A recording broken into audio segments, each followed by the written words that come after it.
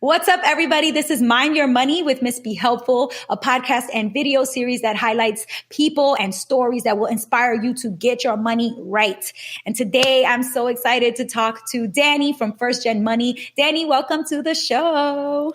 Thank you for having me. I'm really excited to be part of this series and feel super honored that you thought that I could inspire people. I do believe you can. And I met Danny actually in person at an event recently in the city in New York. We had, there was a panel discussion that was put together by Financially Savvy Latina, who was also featured on the show here, which is Natalie. She's awesome.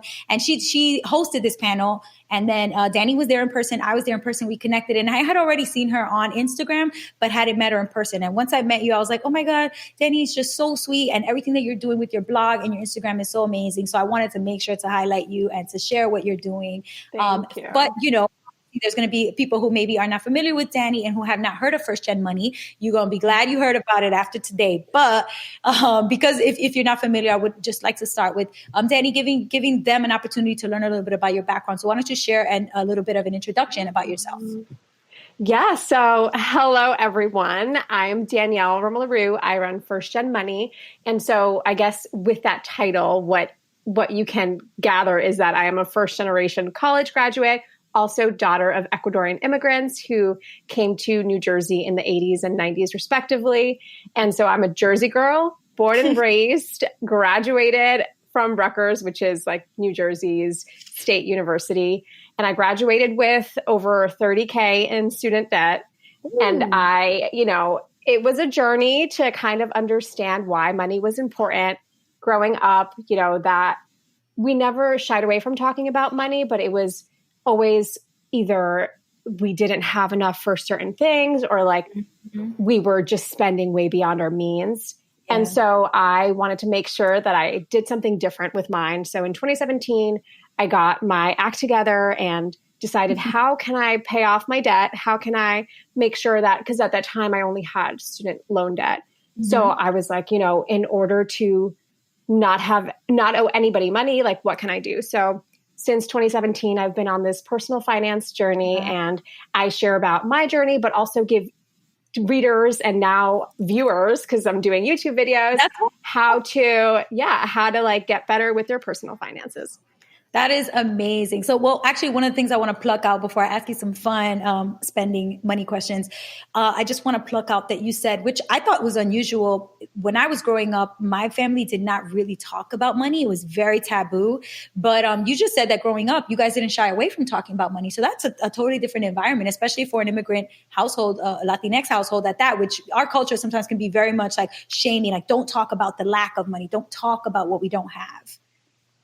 Yeah, no, I think maybe they were shy about talking about what we don't have, but my parents always spoke to us about money because my dad was really into real estate when we were younger. And so our first house that they bought was basically the smartest decision that they had made because it was so cheap at the time when they got it and in such an up and coming neighborhood. So my dad and my mom, they both were real estate and investing in real estate was the way that they were thinking. So when I was in middle school, my parents owned 3 houses at one time. Wow. And unfortunately, that we ended up losing 2 of those.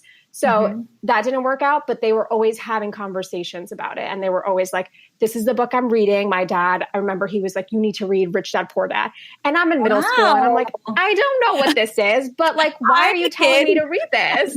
Yeah, he was very much like, you need to read this book. It's going to change your life. And he was giving that to everybody. So yeah, awesome. We didn't shy away from talking about money. I don't know if they necessarily spoke to people about the issues that they were having. I don't think that was the case, but yeah. That's awesome though, because I mean, I wish somebody would have put a book like Rich Dad Poor Dad in my lap when I was any age, middle school, high school, college. Today, I mean, people we don't necessarily share resources that we find. And I think this is a new thing, maybe with the wave of social media, that if you find something that's life-changing, you go and you post it or you share it. But when we were younger, when I was growing up, it just wasn't really a thing. It was more so if you figured something out for yourself, good for you. But it wasn't really a thing to talk about personal development or changing your life or, becoming financially independent. These were not trending, #trending topics. That is just, it's just not how it went. Well, that's awesome. So it took you 2 years to get out of debt from 2017, 2019. You're officially debt free as of 2019. Yes. Congratulations. Thank you. Which is amazing. But I'm sure that before you got on that debt free journey and that like serious aggressive pay debt repayment plan, there were some spending, maybe mistakes. Okay. Cause I know like I had a ton. So if you could go back and think about, some of the like hot mess financial spending habits that you had, maybe one particular thing that you bought that was just too expensive and you regret it to this day, what would you say that would be? So this one is, I kind of scared to admit it because it doesn't mean that I didn't care about it. But if I had to pick one thing that I was like, I shouldn't have purchased that, it would have been my maid of honor dress to my sister's wedding. And it's not because I didn't want to wear the best dress or I didn't want to like care about my sister's wedding. Right. It wasn't that at all. It was just because of like all the stuff that I was getting, like the comments from my mom, like, you need a great dress. You need something that's going to be like extravagant. And when I tried on the dress that I ended up wearing, everybody was like, wow, you need to get that. But in reality, I didn't dance at my sister's wedding because that dress was huge, uncomfortable. It was just like, I couldn't enjoy her wedding because I wasn't comfortable in what I was wearing. So it was expensive because it cost me a lot to pay for the dress, get it tailored, and then everything else. But I also couldn't enjoy myself. So yeah, I think that would be my most expensive purchase. Oh man, that's expensive in a lot of ways, right? It was a waste of money. It was also a waste of time because you could have enjoyed that time dancing. Yeah. You end up like, hindsight obviously is 2020. You go back and you think about how you would do it differently. But I think that is such a big one. I've been reading a lot about, the pressure from your peers when you get to a certain point socially in your life, either when you're in your late 20s or 30s and all of a sudden all your friends are getting married. There's this wedding craze, right? It was like, you have to get this dress, these shoes, this makeup artist, this hairstyle, you have to pay this much. And it's a thing, this wedding culture that, it puts pressure on people to spend way more than you need to on things like that. Exactly. Yeah. All right, girl. What about the flip side? What about a purchase that you made that other people might look at your finances and be like, that is crazy. I would never spend that much money. But to this day, you actually stand by that purchase and you're like, no, I'm glad I spent that money. It was worth it. Yeah. So this one I think is pretty like, it's normal. Like everybody has this expense but for me, it was my student loans for a specific semester in college. So my junior year of college, I decided to study abroad.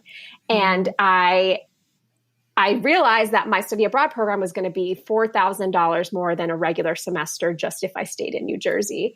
Yeah. But I was very adamant about going. I knew like there was no way that I was not going to have this experience. And so I decided to, one, apply to scholarships, obviously, see if anybody would give me some extra money to go. Yeah. But then I decided, if I don't get all the scholarships, which I didn't, I got 2. If I don't get all the scholarships, I'm okay taking extra debt for this experience. And, some people are like, oh, why are you taking debt for something like this? But it was an amazing experience. I don't know when again I'm ever going to be able to live in Europe or in another place in the world for 5 months. Like it was just I met some of my closest friends there. And I also just had an experience that nobody in my family had before. So it was great to bring that back and be able to say like, you could do it too, because it's possible. Right. That's right. I did a similar thing. I also had like a study abroad trip that cost me like $5,000. I had to take out a student loan for the $5,000, even though I actually was very lucky because I had a full ride to college. But that one thing that I had to pay for was the study abroad program.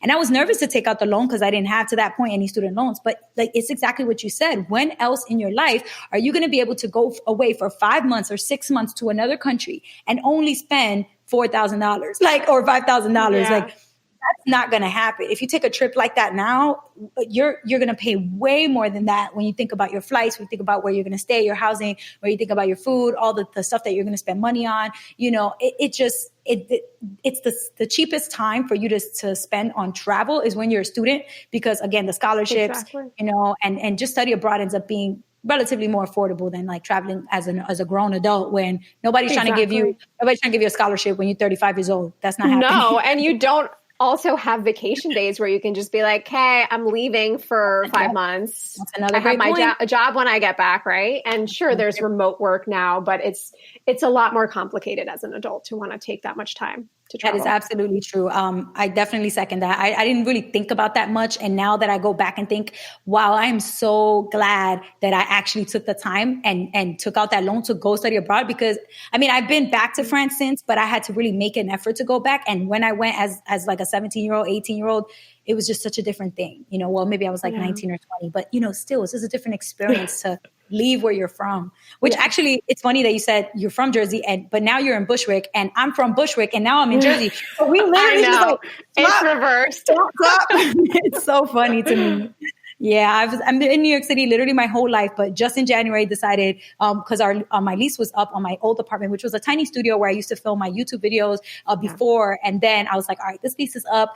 Christmas and New Year's, I was going to be in Europe for a trip with my boyfriend. I was like, when I come back, renewing that lease was going to be pretty expensive because it was in a very fancy neighborhood. But now I was like, okay, I found a cheaper place, actually twice as much space for half the rent. So every financial win. You're doing it right. You're doing it right. Trust me. I want to go back to Jersey. For real. I mean, the thing is too, it's annoying because everybody's in the city, like my whole family. But when I think about how much money I'm saving, and also it's only a 15 or 20 minute train ride over on the path, I'm like, all right, this is, one of the three biggest places where people spend, or the three biggest places that people spend money in their budget is housing, transportation, and food. So if I can keep my food costs low, my transportation costs low, housing is, the other thing that's really hard. So if I can cut there, then, I figure I'm good. Yes.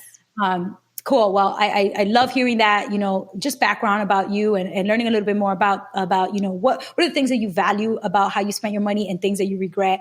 But I want to learn a little bit more about why you actually decided to take your story about becoming debt free and the 2 years that I'm sure you struggled through to try to get that 30 grand paid off aggressively.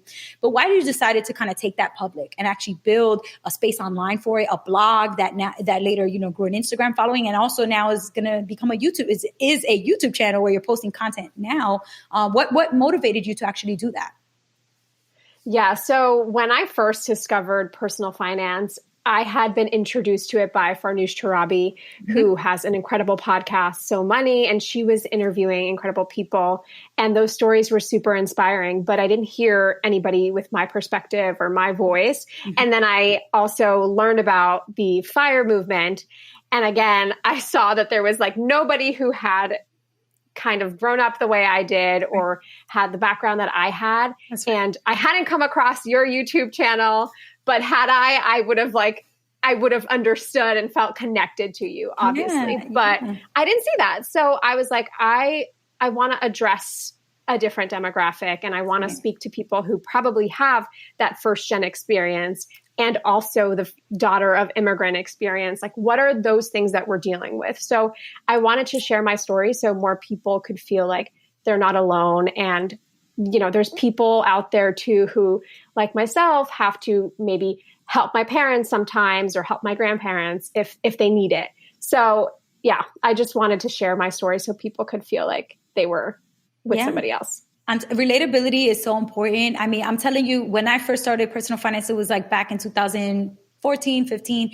And just like you, like I couldn't really find anything. And even if there is, it's so hard to find it because it's like a needle in a haystack. There's all this content created by men, created by white folks, created by, people in, positions of power or that already have wealth or that their families come from wealth. And all that, not that that's noise, it's all great content and it has the same intent that we do, which is to help people learn. But it's just not as relatable to us based on our lived experiences. And for me, like I was just trying to kind of like look, yes, learn from that, but also find in there where's somebody that talks like me, acts like me, tells stories that resonate with me. Like, oh, that happened to me growing up. That's how my parents respond to me and my, my antics and what I say too. Like just being able to relate. And, that to me, that's so important. So I'm so glad when I found your content, I was like, first gen money. How can you get more specific than that? It is very clear who your audience is and who you want to help support and provide resources for. So I love that. I think that it makes sense to target specifically, exactly the experience that you relate to so that you know it so well, exactly how to help support it and uplift people that are in that first gen experience. So I love it. I think what you're doing is awesome. Thank you. And so I want to kind of talk a little bit about your particular debt journey, because I know that is like a big accomplishment to get rid of $30,000 of that, and probably more on top of the student loans by the time you started to pay it off. But from 2017 to 2019, in just 2 years, you have like very specific strategies that you used or specific life changes that you made to be able to put yourself in a situation to pay off the debt aggressively? Yeah. So I think there's two things in that, right? So one of the main things is I try to live a very like sustainable lifestyle. I try to see where I can either minimize my waste and also eat in a certain way that isn't hurting animals. And that kind of lifestyle, as much as it might not seem that way, it's been pretty cheap because vegetables don't cost much. And also, if you don't have to buy certain things every time they come up, for instance, tampons. If I don't have to buy tampons every day, I'm not going into CVS to purchase that. So I think my sustainability lifestyle, but also in just kind of tracking my spending, right? Like understanding what was coming in. Because before then, I had no idea. I had no idea what was coming in. I had no idea what was going out. So understanding that really helped me see where my money was going and if my money was actually speaking to my values, right? So I can say I'm very sustainable, but if I'm, eating certain things or if I'm buying certain things, then that doesn't, that speaks for itself, right? So I think the main thing that really also helped me save was living at home. My parents live in North Jersey. So it's a commute into New York City, into Manhattan specifically, where I first started my full-time job. But it wasn't impossible, right? I would walk outside my house and I'd be in the corner waiting for a bus stop that would take me straight into New York City. It was about 2 hours each way, so a 4-hour commute a day, which is draining. But it gave me time to like listen to those podcasts that were inspiring me. It helped me put away $1,000 a month towards debt, towards my savings goals, all of that stuff. So I took the opportunities and the privileges that I had, the fact that my parents had a home that they own close to New York City is a huge privilege. Absolutely. And I took advantage of that, like there is no shame in that. So all of that plus like where I could be a little drastic sometimes with trying to save money is, so obviously I had to get into Manhattan through a bus. So that was like an expense. But then at Port Authority, I work off of 14th Street. So I had to take a subway or I could walk about 40 minutes. But I was like, I'm not going to, I don't want to take a subway because then I have to pay $121 a month. And that adds to my transportation costs. And I don't want to walk because sometimes I might run late. So I decided to get a city bike I think it was 2018 for a full year. I did a city bike. Which actually, if you get a city bike for a full year, it runs you the cost of a Metro car for a full month. For a month. Yep. I paid $159 for my year city bike. And I just rode from Port Authority to 14th Street and back. And, little saving tricks like that, they'll get you a long way. And it's more about like how you can change the way you see things. So it's not like, oh, it's just another expense, I have to pay for it. It's like, no, challenge it. Yep. And really put on your thinking cap and get for real. Like, how do you get creative about cutting costs as many places as you can? Like, people probably think I'm crazy for all the crazy little things I've done in terms of trying to save too. But I think a lot of people might see that and think like, oh, that's wild. Nah, chill. I need to be on the train or on the bus. And it's like, well, getting out of a lot of debt like that aggressively takes sacrifice. So if you interpret that as being wild, switch your mindset and see that as a sacrifice that Danny was willing to make in order to have the result that she wanted, which is to get rid of the debt, to smash the debt as fast as she could. Like, for me, there were things like, actually, when you mentioned your sister's wedding, I was like, oh, I was having flashback memories because my sister had a very nice wedding. It was very fancy, very expensive wedding. And she sent us all, I have 4 sisters, so there's 5 of us total. She sent the other 4 sisters pictures of the type of dress that we should wear, but it wasn't like a link to a specific dress. So I was like, I'm not going to go and buy an expensive dress. Like I have a sewing machine and I know how to sew. So I was like, I'm taking my butt to 43rd Street where they got all the fabric stores at. I'm going to get me all the fabric I need for $20 and make the dress at home that I see online that costs $200. So it took me a couple hours to, draft the pattern, cut the pattern pieces, figure out how I wanted the dress to look. Oh my God. But you know what? I saved like $180, and that was back when I was broke AF, and those $180 weren't really far for me. So, some people might think I'm crazy for like laboring at the sewing machine, but you know what? It was a sacrifice I was willing to make. And plus, I enjoy sewing. So, it's about being creative like that. Like, I wouldn't mind that myself. I like biking, but I mean, that is a long bike ride, like 42nd to 14th. And I'm imagining, like in my head, I'm like, oh man, what if it starts raining or snowing? If it gets cold, I might hop on the bus. That's when I might take myself to that MTA bus and be like, it's cold out here. I'm not getting on the bus. But that's what it is. It's about sacrifice. It's about finding out what's your limit. Like, where is it that you're willing to make those sacrifices? And for you, it's going to be different from somebody else, right? For Danny, it might be the bike. For somebody else, they might think she's tripping and they might choose something else. But we can't tell you how to do it. Mm-hmm. Exactly. You have to look at your situation, your personal preferences, what you like, what you don't like, and figure out where are the things that are going to work for you, that you're going to figure out how to hack pretty much. Like, it's pretty much finding hacks, right? Like hacking your life in a way where you don't have to spend as much. So I love that. I love that so much. All right. I got one really fun question for you to wrap up. But before I do that, where can people find you if you've inspired them with your story and with everything that you've done in achieving debt freedom? Being debt free? I don't know if debt freedom is what you call it, but being free from debts. So where can people find you and reach out to you? Yeah. So I'm most active on Instagram. If you just search at First Gen Money, I will be there. And then in my link in bio, everything is there. So I think Instagram is probably the best place.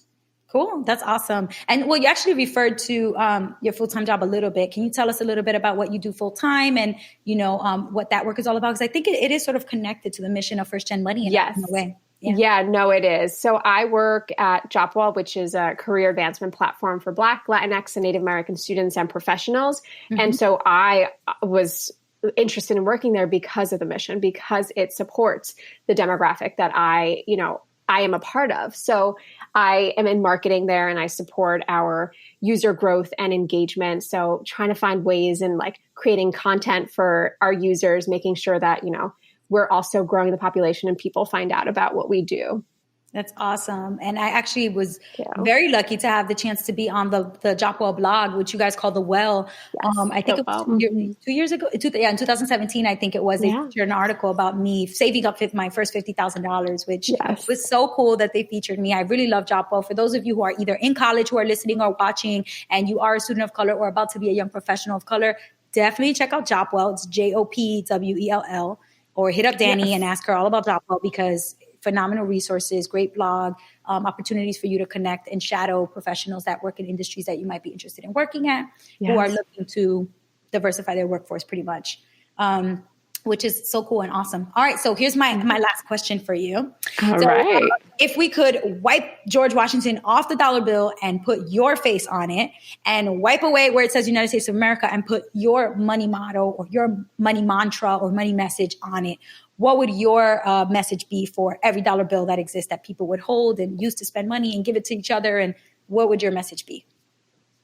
Yeah, this is a fun one. I think if I had to, I'm not necessarily saying this is like my money mantra, but when you asked this, it was like the first thing that came up. So I would have it say, this does not define your worth.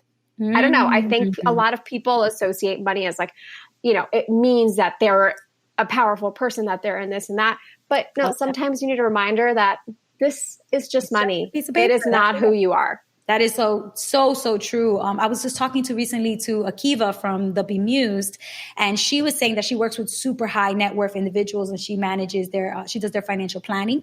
She said some of her clients have like $100 million or more. And the thing that she learned from interacting with these clients is that they are just normal people like us. They worry about their kids. They worry about, stresses of the economic downturn, of the stock market crash. They're worried about everything just like us. It's just, they just have access to wealth in a a way that we don't, but the type of humans that they are, it isn't defined by their money. It's either they're going to be more of the person that they are in a good way or more of the person that they are in a bad way with more money. But money doesn't necessarily change you. I think it just makes you a more pronounced version of who you are. So I love that. Right. It does not, it doesn't make you who you are. You got to make yourself who you are and then use the money for good. Exactly. Yeah. Which is not blowing it at the club, It's one thing.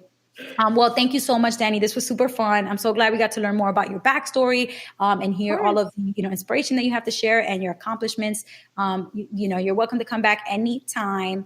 And I'm going to let you all know when this is available. I'll send just obviously this video link and the podcast link and everything to you so you can check it out. And also your dollar bill with your face on it will come your way as well. Thank you so much. Thank you so much for having me. Of course. This is so fun. If you like this video, which I'm sure you did because the video was the bomb, then you're going to want to watch all the other episodes of the Mind Your Money with MissBeHelpful podcast. And they're all right here in this playlist. So click the playlist to watch those episodes. And if you haven't subscribed to this YouTube channel yet, I don't know what you're waiting for. Click the subscribe button right now so you can get videos every single week and to join Team Be Helpful right here. That's all I have for you guys. Till next time, peace.